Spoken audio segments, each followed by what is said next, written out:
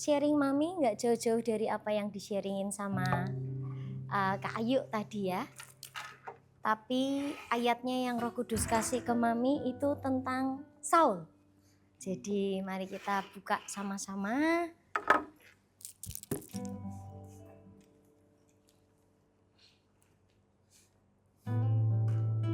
Ada di, sebentar ya, KPA-nya Mami buka. 1 Samuel 10 ayat 6 sampai 7. 1 Samuel 10 ayat 6 sampai 7. 1 Samuel 10 ayat 6 sampai 7. Kalau sudah, mari kita baca bersama-sama ya. 1, 2, 3. Maka Roh Tuhan akan berkuasa atasmu, engkau akan kepenuhan bersama-sama dengan mereka dan berubah menjadi manusia lain. Ayat 7. Apabila tanda-tanda ini terjadi kepadamu, lakukanlah apa saja yang didapat oleh tanganmu, sebab Allah menyertai engkau. Nah, yang menarik dari ayat ini teman-teman semuanya, seringkali kalau kita mendoakan atau didoakan, kita dapat kata-kata seperti ini. Tuhan memberkati tanganmu, apa saja yang tanganmu kerjakan Tuhan jadikan berhasil. Itu ya. Pernah dapat ada orang yang mendoakan kamu lalu keluar kata-kata seperti itu di hidupmu? Tapi ternyata itu tidak langsung mengalir keluar begitu saja. Tanganmu, apa yang dikerjakan tanganmu akan diberkati Tuhan karena Tuhan menyertai engkau. Itu tidak otomatis begitu sendiri. Waktu saya dikasih ayat ini, saya baca ayat atasnya, maka Roh Tuhan akan berkuasa atasmu. Jadi kalau kamu mau supaya apa yang dikerjakan oleh tanganmu ini menjadi berhasil, maka cuma ada satu saja caranya. Satu saja syaratnya. Biarkan Roh Tuhan berkuasa atasmu. Karena ketika Roh Tuhan berkuasa di atasmu dan di atasku, apa saja yang engkau kerjakan dengan tanganmu, Tuhan katakan pasti akan bisa kau kerjakan. Kenapa? Karena Allah menyertai engkau. Penyertaan Allah selalu identik dengan bagaimana Roh Kudus, Roh Allah berkuasa dan turun dalam hidup. Kalau Roh Allah, Roh Kudus itu turun dan berkuasa atas hidupmu, otomatis kemana-mana kamu sama dia enggak? Otomatis. Kalau Roh Allah berkuasa atas hidupmu, kalau Roh Allah berkuasa atas hidup saya mau ke sini dia ikut saya enggak? Ikut saya. Kalau saya pindah di dekat sound ini, dia ada sama saya enggak? Sama saya. Kenapa? Karena dia berkuasa atas hidup saya, dan tidak hanya itu saja, dia menyertai saya. Untuk itulah apa saja yang akan saya kerjakan, pasti berhasil. Karena kalau kau membiarkan Roh Kudus berkuasa atas hidupmu dan hidupku, engkau tidak akan melakukan keinginan daging dan jiwamu sendiri. Kalau kamu membiarkan Roh Kudus tinggal di dalam hidupmu, kamu membiarkan Roh Kudus, Roh Allah, Allah itu sendiri turun dan berkuasa dalam hidupmu, pasti dipastikan kamu tidak akan bisa melakukan yang lain selain yang dia mau. Tapi Mami, kalau aku baca kisah hidupnya Saul, dia mati loh dalam peperangan. Kalau aku baca ending hidupnya Saul gak enak loh. Kenapa? Karena jadi orang yang hilang di hadapan Tuhan. Kenapa itu terjadi di hidup Saul? Karena Roh Allah undur daripadanya. Baca kisah Saul deh. Selanjutnya kamu baca sendiri. Nanti ada ayat yang bilang, maka Roh Allah mundur dari hidup Saul. Makanya kalau kamu mau tahu, Daud melakukan dosa enggak? Ya. Saul berdosa enggak? Ya. Dosanya Saul dia enggak taat. Suruh bunuh semua raja siapa itu ya? Amalek. Beserta dengan raja, istri, semuanya, ternak-ternaknya. Tapi kamu tahu enggak? Ternak-ternak yang gemuk-gemuk diambil sama Saul. Bahkan rajanya tidak dibunuh. Padahal Tuhan suruh bilang bunuh. Karena Tuhan tahu apa yang akan terjadi kalau kamu tidak menghabisi raja ini.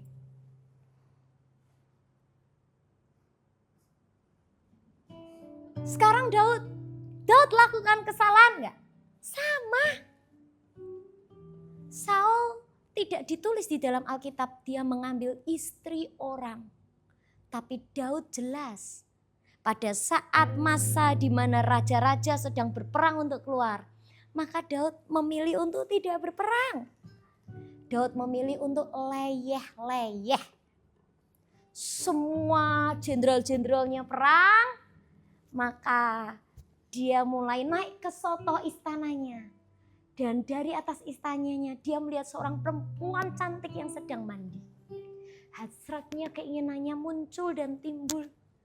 Lalu karena dia seorang raja, dia punya kekuasaan, dia bisa melakukan apa saja. Dia lakukan apa saja yang jiwanya mau. Nangkap? Hati-hati. Kenapa kadang kamu berpikir, katanya aku mau jadi kepala dan bukan ekor.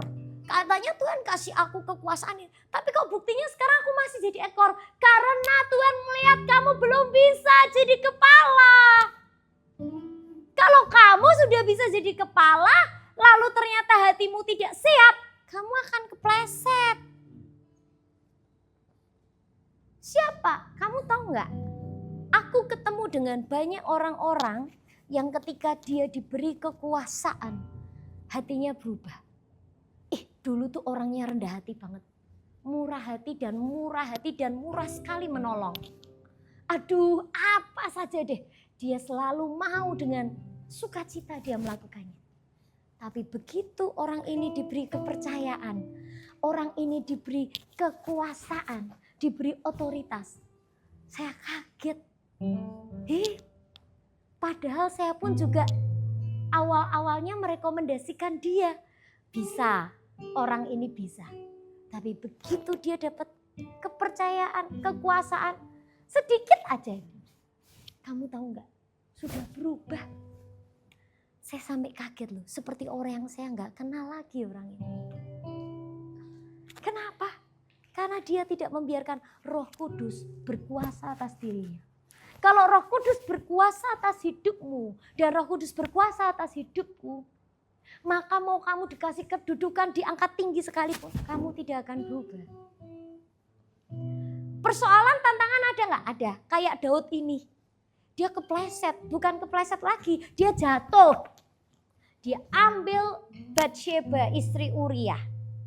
Dia buat gimana caranya supaya selesai perang Uria tidur dengan istrinya. Supaya dikira anaknya ini adalah anak Uria dan bukan anaknya Daud. Ngeri ya? Seseorang yang firman Tuhan bilang dan berkata bahwa hatinya seperti detak jantungnya Daud itu seirama dengan detak jantungmu. Orang yang Tuhan puji, yang Tuhan katakan detak jantungnya seirama dengan detak jantung Tuhan, bisa jatuh seperti itu. Akhirnya karena dia nggak bisa lagi punya akal. Apa yang dia lakukan? Dia buat skenario. Dia buat si Uria perang paling depan. Dia ngomong sama Yoab jenderalnya. Masuk dalam peperangan. Cari satu peperangan yang musuhmu punya kubu tinggi, gede. Yang berat. Terus suruh Uria maju depan. Nanti setelah dia sampai depan kau tarik pasukanmu. Ngeri ya? Itu seorang yang hatinya berkenan di hati Tuhan loh. Apa bedanya Saul dengan Daud?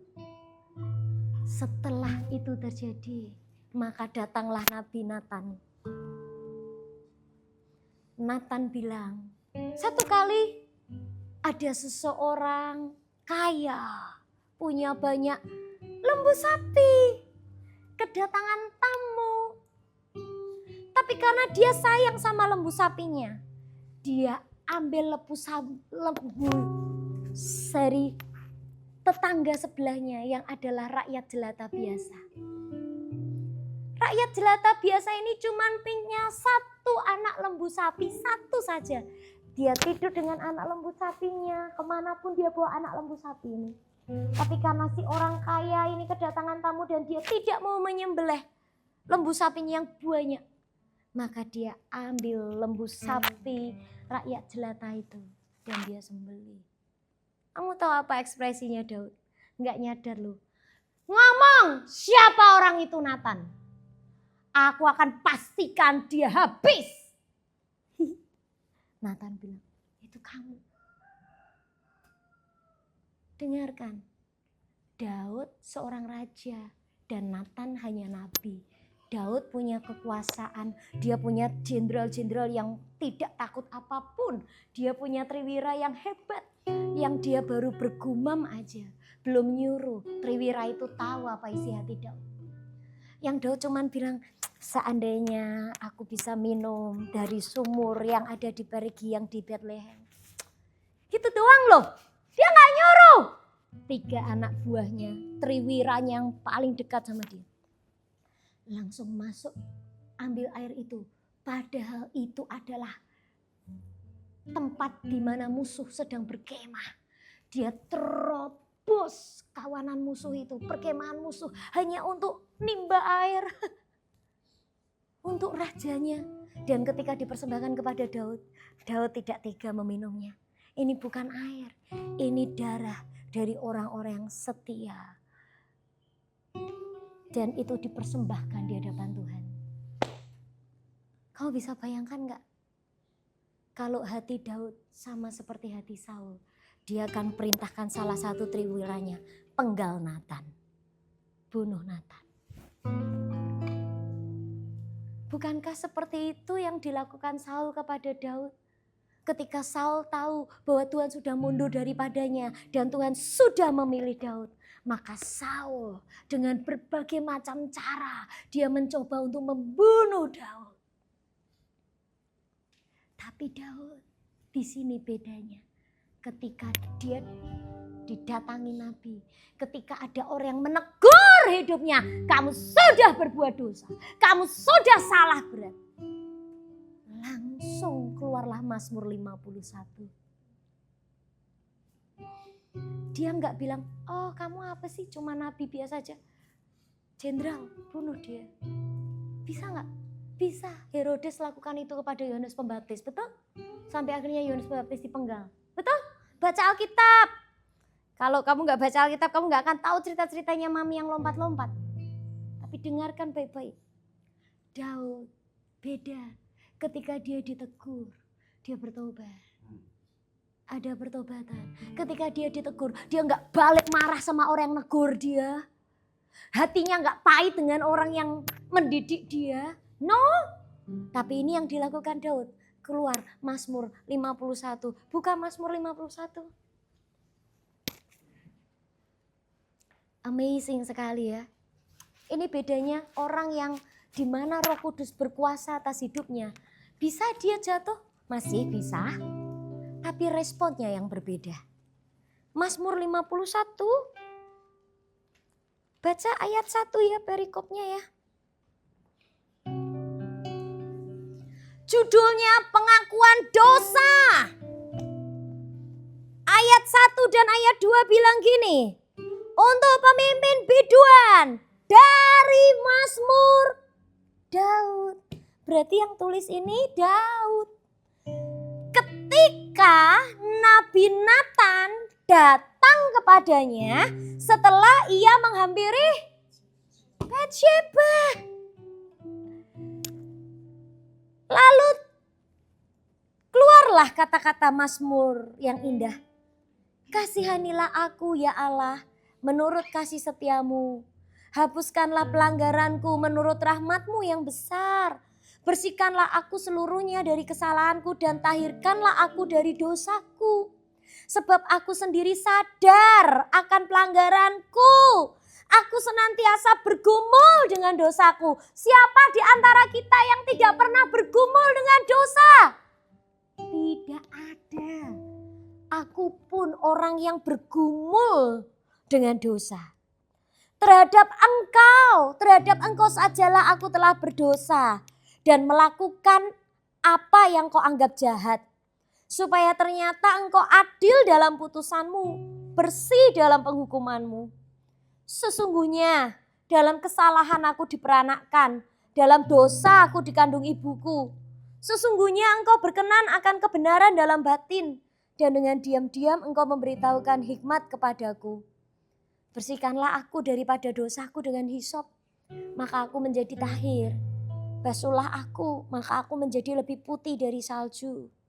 Biarlah aku mendengar kegirangan dan sukacita. Biarlah tulang yang kau remukkan bersorak-sorak kembali. Kau bisa baca selanjutnya. Tapi Mazmur ini ditulis oleh Daud setelah dia ditegur oleh Nabi Nathan.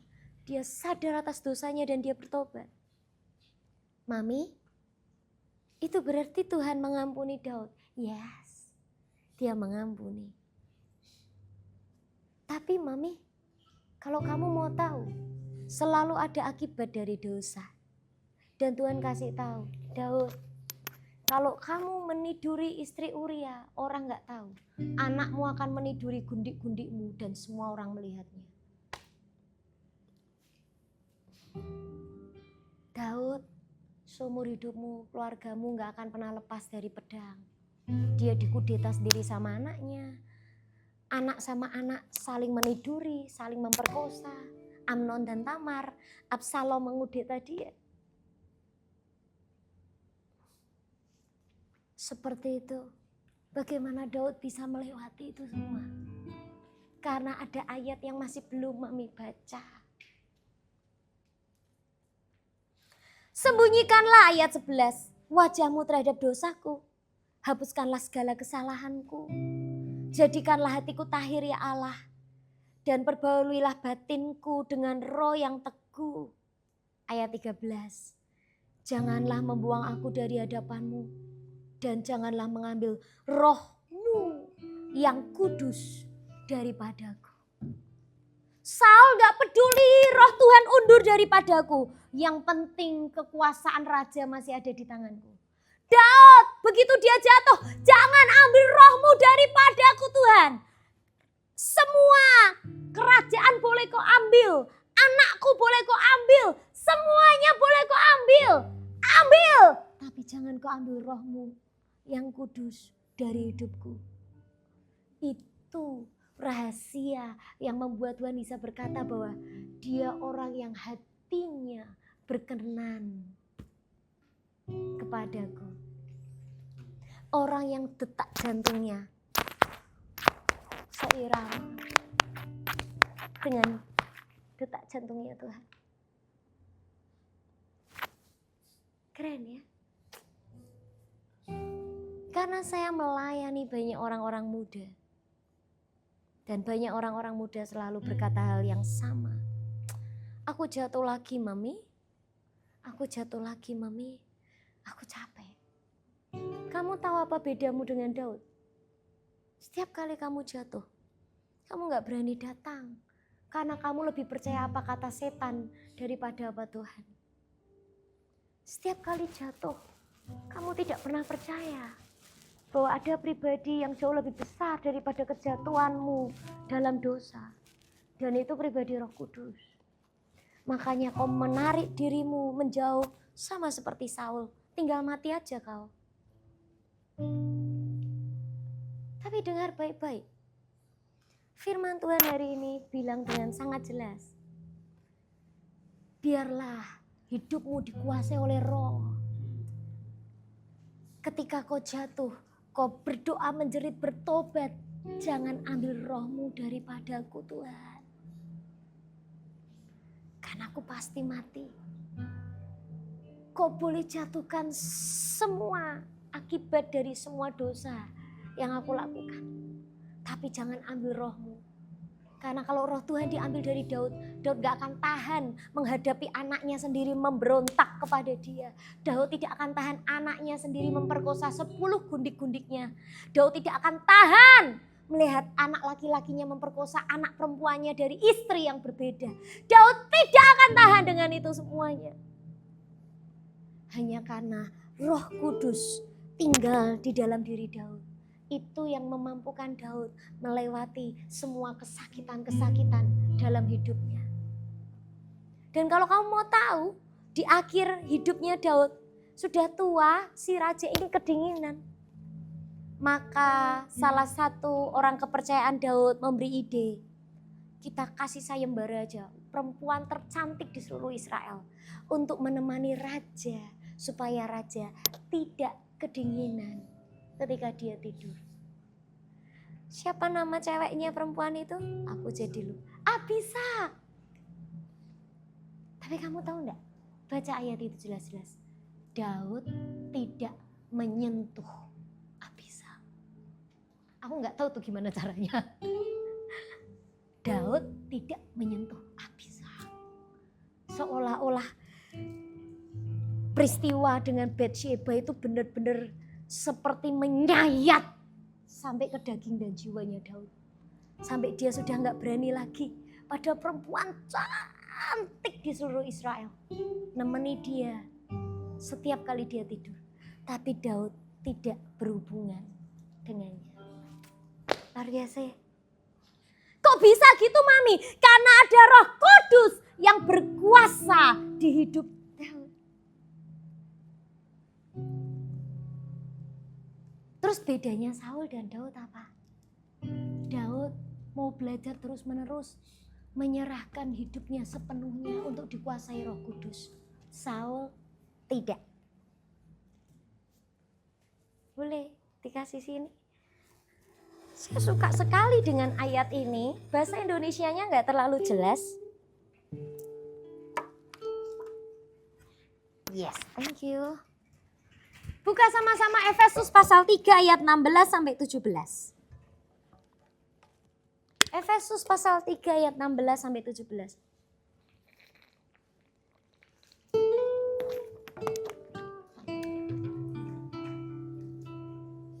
Efesus pasal 3 ayat 16 sampai 17.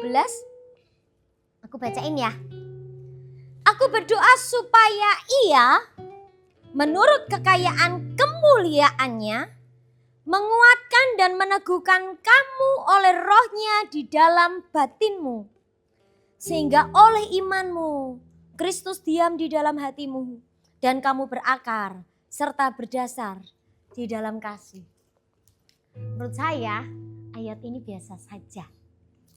Tapi setiap hari Mami kalau baca Alkitab saat teduh pakai Holy Bible NLT. Di NLT ini kalimatnya.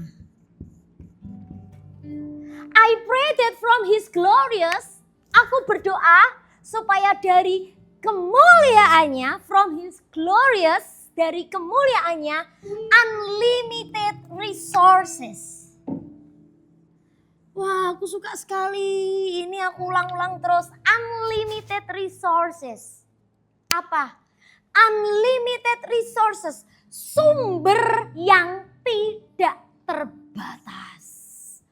He will empower you with inner strength through His Spirit. Bahwa dari sumber yang tidak terbatas itu, Dia akan menguatkan kamu, memberdayakanmu dengan inner strength, dengan kekuatan yang dari dalam. Through His Spirit, melalui Roh-Nya.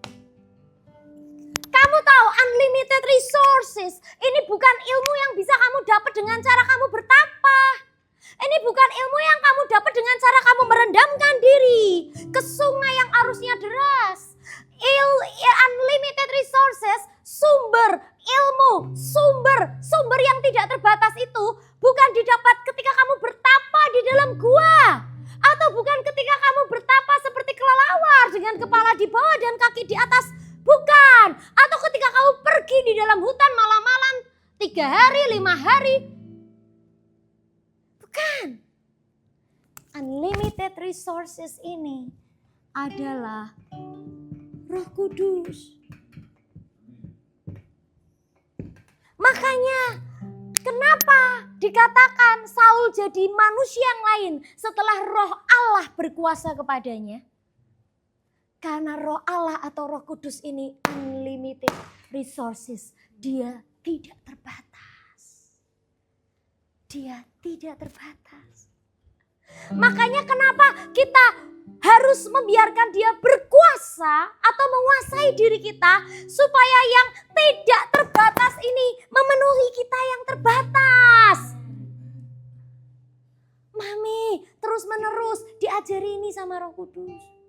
Setiap kali Mami sudah jengkel, Tuhan aku udah gak tahan sama anak ini. Gak tahan Tuhan, gak bisa aku Roh Kudus. Sudah Roh Kudus aku nyerah. Kamu tahu apa yang Roh Kudus katakan? Shh. Kan ada aku di dalammu. I am unlimited resources. Aku adalah yang tidak terbatas. Kesabaranmu mungkin terbatas Mel. Tapi kesabaranku tidak terbatas. Roh Kudus bilang gitu. Dan kalau kamu terus membiarkan aku berkuasa atas hidupmu. Maka yang kesabaran yang muncul bukan dari dirimu. Tapi kesabaran yang muncul dari aku yang ada di dalammu. Inner strength through His Spirit. Kekuatan yang dari dalam melalui rohnya. Jadi saya tidak lagi pakai kesabaran saya. Aduh Tuhan aku sudah jengkel Tuhan. Gak bisa Tuhan, gak bisa. I know kamu gak bisa Mel. Tapi I am unlimited resources. Aku adalah sumber yang tidak terbatas. Yang kamu gak bisa kalau kamu membiarkan aku bekerja di hidupmu. Kamu jadi bisa. Kamu tahu gak artinya tidak terbatas? Artinya tidak terbatas tuh gak habis-habis. Jadi kalau kamu merasa aku paling merepotkan Roh Kudus, aku sudah merepotin dia, bro, nggak usah jadi seorang yang sok baik deh. Dia itu tidak terbatas. Kamu tahu unlimited, tidak terbatas, itu lambangnya apa? Betul? Lambangnya kayak gini. Kenapa lambangnya angka 8? Karena dia ini terus nyambung, betul? Gak ada putusnya. Sekarang kamu bilang, apa dosamu? Apa yang paling besar? Mami, kalau aku lihat dosaku Mami, anggap aja 1 juta gitu ya, minus 1 juta. Aku mau tanya, tak terbatas dikurangi 1 juta berapa nak? Berapa nak? Tak terbatas bro. Terus kenapa ketika kamu jatuh dalam dosa, kamu tidak berani datang kepada Roh Kudus? Mudah enggak? Ada feeling guilty. Feeling guilty itu wajar karena kamu harus melakukan dosa. Feeling guilty itu berarti menandakan ada alarmmu masih bagus. Supaya kau balik dan bertobat. Nangkep gak sampai sini? Tapi terus kalau kau hanya berhenti dan tinggalkan panggilanmu dan lepaskan Tuhan dan Roh Kudus di hidupmu.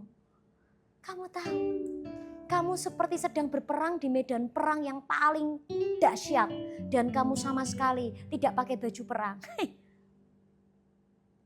Dan musuh dengan mudahnya akan menancapkan 1000 panahnya dan kamu mati. Sekarang kalau yang tidak terbatas ini, ya aku mau ngikut Tuhan. Aku mau hidup seperti yang Tuhan mau. Berdoa, belajar baca Alkitab, belajar mengampuni. Oh that's great. Mungkin itu plus 1 juta.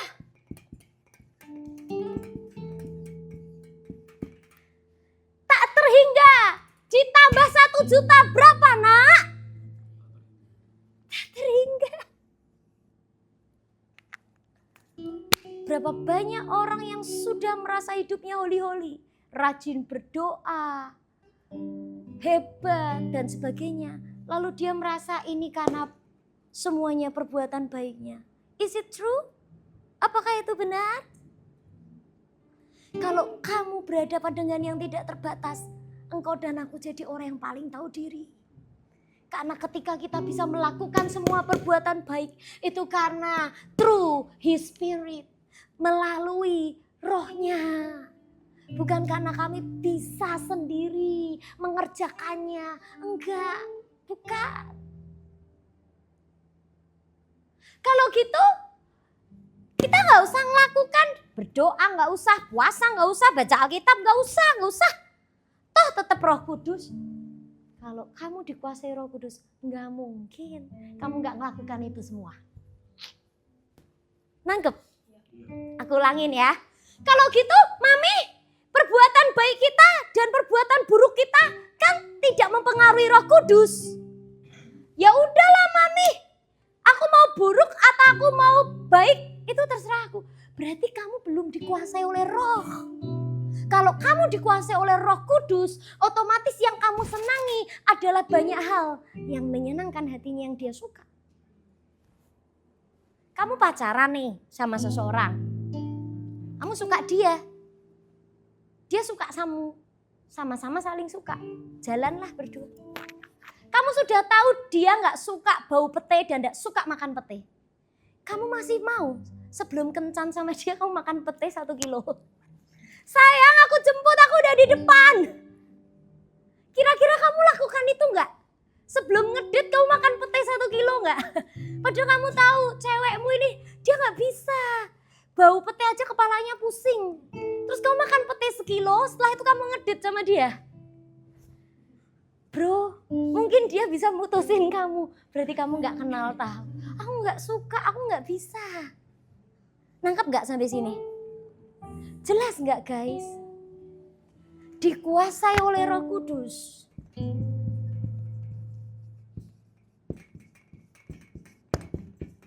Itu berarti kamu membiarkan hidupmu dipimpin oleh Roh Kudus. Itu berarti kamu membiarkan dirimu dipimpin oleh yang tidak terbatas. Kalau kalian yang kemarin ikut youth camp, kenapa si pastor ini gini doang cuman bus 2 kali atau 3 kali bisa jatuh sendiri ya? Nggak perlu ditumpang tangan, nggak perlu didorong-dorong. Kenapa? Karena dia sudah sampai jebol, membiarkan Roh Kudus menguasai dia. Itu kalau sepersekian detik dia sombong, dia nggak bisa loh lakukan itu. Sudah habis kesombongannya. Dari sejak umur 19 tahun si Pastor Cahyadi itu belajar untuk mengenal pribadi Roh Kudus dari usia 19 tahun. Jadi sekarang kalau usianya dia mungkin 40 tahun lebih, 46 tahun, wajar. Kalau dalam tanda kutip kita ngomong, wih sakti, lebih sakti dari dukun yang ada di sebelah rumahku. Sakti bisa tahu dibaca semua. 46 tahun dikurangi 19 berapa? Tolong dong. 27 tahun loh dia berjalan dengan Roh Kudus. Ya wajar. Kalau dia dalam tanda kutip bisa sesakti itu. Kamu tahu nggak? Kau dan aku punya roh yang sama. Sama seperti pendeta itu. Bedanya apa? Pendeta itu mau dikuasai Roh Kudus setiap hari. Setiap hari dia serahkan pikirannya, dia serahkan hatinya.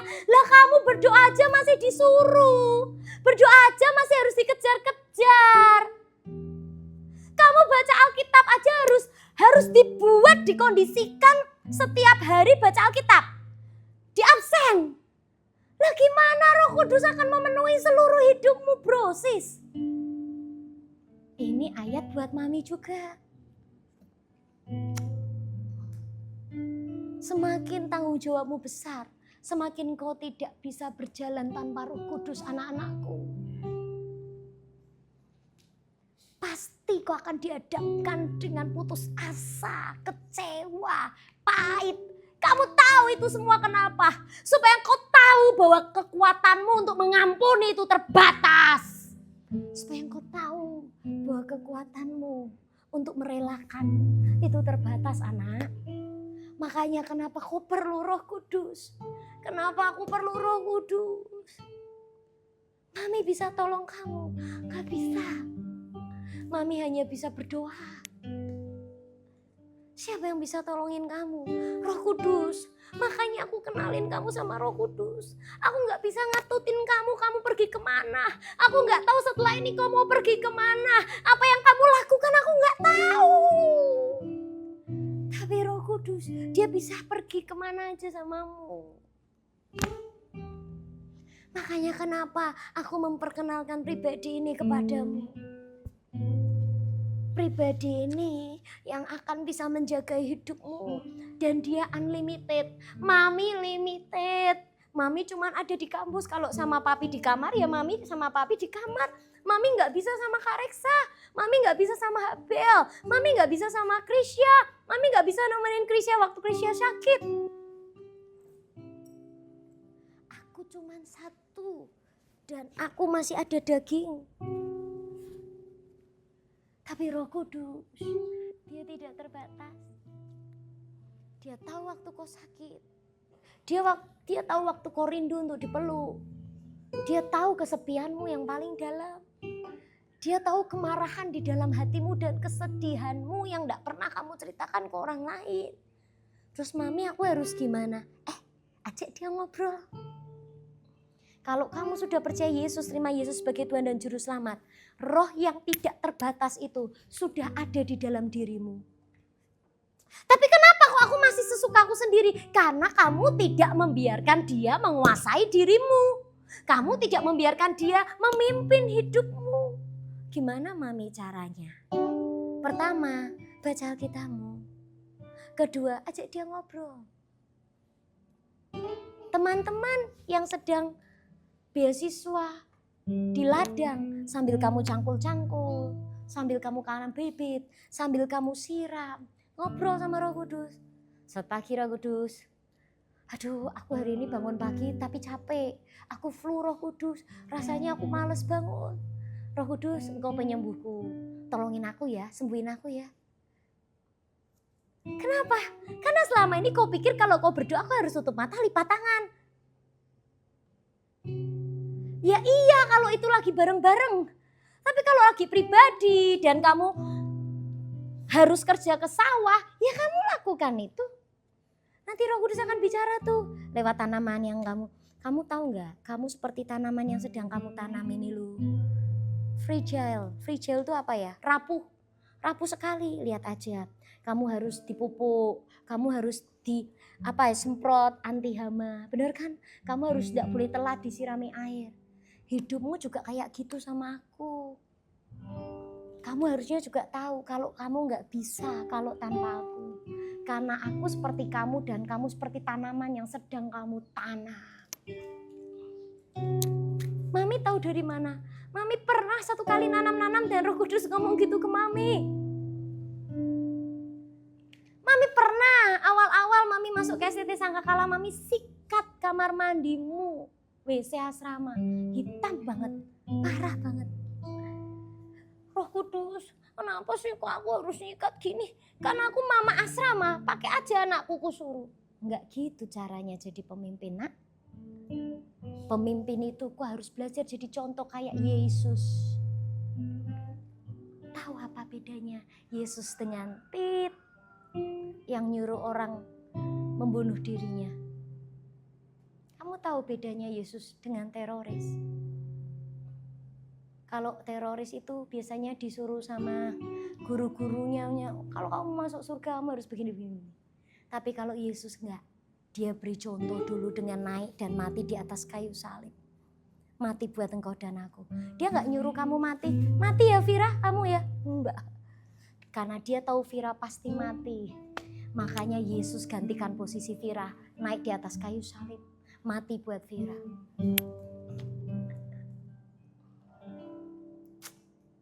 Waktu aku sikat kamar mandi, maka Roh Kudus ngomong, kamu tahu kamu seperti jamban WC ini loh yang sedang kamu sikat. Hah, aku sejorok ini ya? Kamu sejorok ini.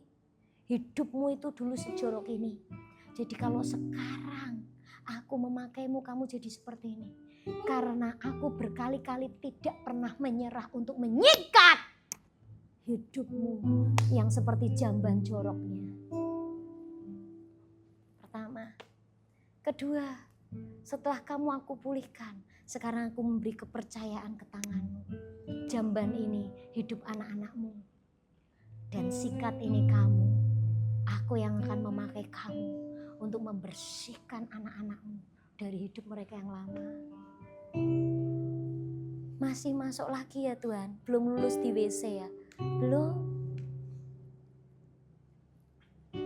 Tuhan selalu berbicara anakku, Tuhan selalu berbicara. Selain dia bisa diajak curhat kayak gitu, dia juga bisa ngomong lewat firman. Makanya kenapa engkau dan aku kita harus baca Alkitab. Supaya ketika dia mau menguatkanmu dan dia pakai ayat firman, atau ketika dia mau menegurmu pakai firman, kamu gak langsung neking dalam nama Tuhan Yesus, pergi kau setan. Hey, itu Roh Kudus. Dia pakai firman, tapi karena kau gak baca firman, kau gak ngerti kalau ada ayat itu. Adik-adik mahasiswa baru yang baru-baru, kalian harus mulai baca Alkitab. Kakaknya yang tidur satu kamar sama adiknya, pastikan adikmu baca Alkitab. Ya, kalian bersyukur sekali loh bisa datang ke STT Sangkakala lebih awal. Temenmu yang lain gak dapat firman kayak gini. Temenmu yang lain gak tahu tentang rahasia yang besar ini. Tapi kamu tahu. Kenapa? Karena Tuhan mau menguatkan panggilanmu. Kamu tidak salah dikirim jauh-jauh dari Sumba, dari Kalimantan sampai ke tempat ini. Kamu tidak salah. Ini pilihan terbenar dan tertepat seumur hidupmu yang pernah kamu buat. Jangan pernah kau sesali. Kalau karena kamu gak keterima apapun, terus kau kesini, itu hanya cara yang dipakai Tuhan. Biar kau sampai kesini sayang. Ngerti? Ya. Unlimited resources. Saya perlu ini seumur hidup saya. Saya tidak akan pernah bisa melahirkan orang-orang besar di muka bumi tanpa saya kenal ini. Kalau saya lihat kenyataan, yang saya lihat adalah domba-domba penyakitan. Tapi kalau saya dengarkan janji Tuhan buat hidup saya, satu kali anak-anakmu akan mengaum seperti singa, berjalan dalam keagungan Tuhan. Maka saya tahu domba penyakitan dan singa adalah jenis binatang yang berbeda. Saya berdoa satu kali sama Tuhan, bagaimana itu bisa? Bisa, karena aku unlimited resources. Karena aku tidak terbatas. Aku bisa mengubah apa aja seperti yang aku mau. Seperti yang aku inginkan. Anak-anakku, dengarkan baik-baik. Kau bukan domba penyakitan. Kau adalah singa. Kau akan mengaum dalam kuasa keagungan Tuhan. Kau akan berjalan dalam ketaatan, kesetiaan, ketakutan, dan cinta akan Tuhan. Seumur hidupmu, kau tidak akan pernah berani meninggalkan Dia. Karena hatimu sudah begitu terikat dengan hati Roh Kudus. Seumur hidupmu. Maka kesembuhan, kuasa membangkitkan orang mati, bahkan kuasa mengampuni menjadi milikmu. Masalahnya, sejauh mana kau membiarkan yang tidak terbatas itu memimpin hidupmu? Kalau baru 10%, maka yang 90% pasti kamu jalani dengan dirimu sendiri. Kalau baru 20% dia menguasai dan memimpin hidupmu, maka yang 80% kamu pasti menguasai dirimu sendiri. Ingat, dia tidak terbatas. Tapi dia tidak memaksa. Sejauh mana dia mengizinkan, engkau mengizinkan dia untuk berkuasa dan memimpin hidupmu. Sejauh itu juga dia akan mengerjakan hidupmu. Tapi kalau kamu gak izinkan dia, Roh Kudus sorry ya, aku belum percaya sama kamu. Itu kan kata mami, aku cuman bisa kasih 20% aja kamu bekerja. Ya seumur hidupnya, mau nanti usiamu 20 tahun, 30 tahun, 40 tahun, 50 tahun. Gak ada yang berubah, kamu akan seperti ini. Tapi kalau kamu terus menerus, Tuhan Yesus, Roh Kudus, oke lah aku tambah lagi 20% ya, bertahap. 25% ya, it's okay. Tapi yang penting ada progresnya. Ngerti gak? Ada progresnya sampai 1 kali. dia menjadi yang 100% dan kita jadi 0. Nangkep sampai sini? Dan ketika engkau nyampe membiarkan dia jadi segala-galanya buat hidupmu, tidak ada yang tidak bisa kau kerjakan lewat hidupmu. Dan yang pasti semua keinginanmu sudah tidak lagi menjadi keinginanmu. Karena yang menjadi keinginanmu kamu bisa gak suka. Ternyata itu semua ego ya, penuh dengan egoku ya. Dan sampai satu kali kamu akan bilang, Roh Kudus, aku mau yang engkau mau. Sampai situ. Sekarang kita praktek ya. Kita praktek aja. Tanya sama Roh Kudus, berapa persen kau membiarkan dia memimpin hidupmu? Terus setelah itu kau bilang, Roh Kudus aku mau. Kalau kau udah jadi segalanya kok aku belum bisa ya Roh Kudus. Tapi aku mau tambah 50%, separuh. Yang 50% jadi 80% Tuhan. 20% lagi belum, apa itu? Uang Tuhan. Apa Tuhan? Pacar. Aku masih belum bisa serahkan. Sampai kapan buat perjanjian sama Tuhan? Supaya kamu tidak terlambat. Karena dia sebentar lagi akan datang sebagai raja dan bukan juru selamat. Kalau sebagai juru selamat dia mengampuni. Tapi sebagai raja dia akan datang dengan keadilannya. Dia akan memberi upah dan dia akan memberi hukuman karena dia datang sebagai raja. Dia akan datang kedua kalinya bukan sebagai bayi kecil yang tidak berdaya. Tapi dia akan datang kedua kalinya disertai dengan semua malaikat dan mahkota. Karena dia datang sebagai raja. Dan dia akan memberi upah kepada mereka yang bekerja. Dan dia akan memberi hukuman kepada kambing-kambing. Kamu tahu cerita domba dan kambing yang dipisahkan? Itu pasti terjadi. Dan tidak lama lagi terjadi. Maka siapkan hidupmu orang-orang muda. Waktunya sudah tidak panjang. Sebentar lagi. Tuayan sudah menguning. Masalahnya kita punya janji. STT Sangkakala akan dipakai Tuhan. Untuk menuai banyak orang-orang muda di luar sana. Siapkan dirimu. Caranya cuma satu. Kau gak akan bisa menuai. Kalau kau tidak membiarkan unlimited resources itu. Roh Kudus menguasai hidupmu sepenuhnya. Amin. Mari tundukkan kepala.